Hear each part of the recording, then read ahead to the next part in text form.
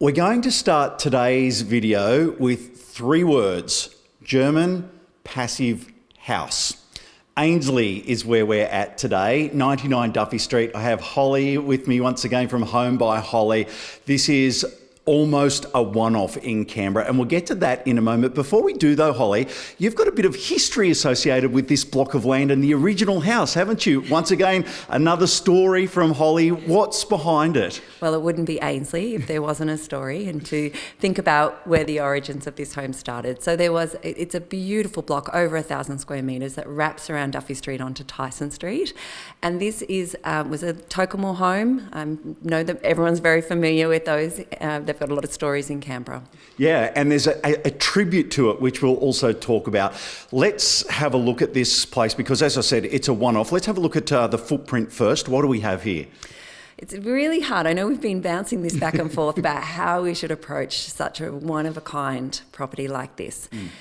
Everybody in Ainslie knows this home. It's just been one of those really interesting architectural builds that's popped up and has got quite a lot to talk about today. So we're going to do our best. Okay, so there's upstairs and downstairs. I'm going to go outside first because it has this beautiful little outside wood heater style area with the pizza oven built into the wall, which is really cool in itself. There's an amazing indoor-outdoor flow. And when you think about the facade of the home, there's a beautiful north-facing veranda. It's got a very classic cottage-style look in some respects. But then as you wrap around the home, there's another pavilion, there's a linkway, and that pavilion's got a really modern aesthetic. So it's really interesting. Yeah, you've captured that beautifully. It does have that sort of pavilion feel about it, but this area here is just like a cottage. You do. You step into this home and you're straight away, there's like this beautiful clerestory sort of void and windows that go all the way up with the north sun coming in.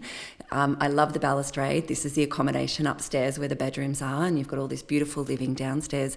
And I was thinking about how the stone wall connects the two areas. So even though you do have some separation from the living room from the kitchen, but you also can see through. And anyway, it's a very open plan design. Yeah, it really is. Now, we're not going to get too technical here because this house is very, very technical within itself as far as this German house design is concerned, isn't it? I'm going to get technical now. Okay, all right. Well, go for it then. What do we have? I mean, so we got to meet the vendor before we started recording. He's both of them very, very passionate about the design, about how amazing this place is, how it only varies through the year by just 3 degrees. Let's talk about the triple glazed windows to start off with. That's it. I think when you have a home that's so aesthetically beautiful, it's hard to understand maybe what's behind the walls.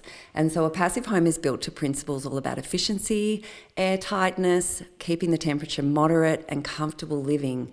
And they've got some really strict guidelines around that. And one of those would be the high performance, where these ones are German high performance, triple glazed, thermal insulated windows.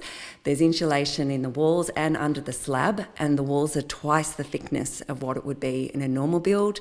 And also then there's a wrap around the home that keeps it insulated and warm and airtight. And so a passive house is airtight, and that is why you need a heat transfer system. Getting technical now. These are the lungs of the home, so they're bringing in fresh air and taking out the old air and managing the carbon dioxide that might be within the home.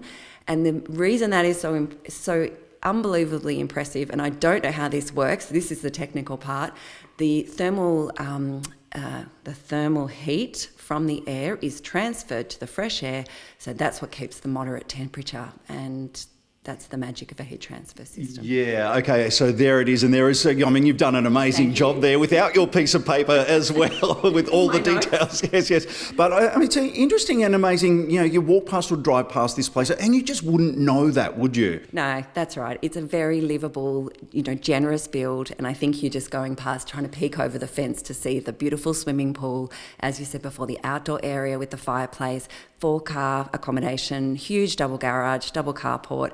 You've got a mud room to come into this sort of living space.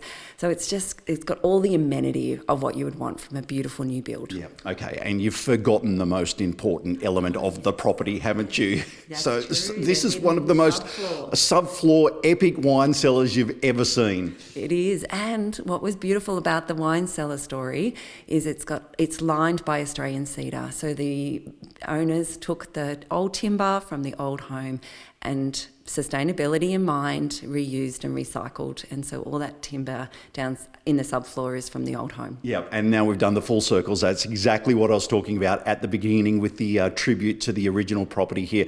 Well, Holly, I mean, every time we speak to you, you bring us to amazing places, but you have outdone yourself today, haven't you? I feel it, don't worry. And not only that, at the base of Mt Ainslie, you can just see straight up to the mountain. So it's a really special Okay. one. How and when are we selling this one? What's the process? By negotiation, by appointment, please call. Okay, if this is what you're into, this real sustainability element of living, you simply must come and have a look at this incredible house. Thank you so much for joining us. Thank you so much, Cam. All right, come and see us in Ainslie. Thanks to Zango.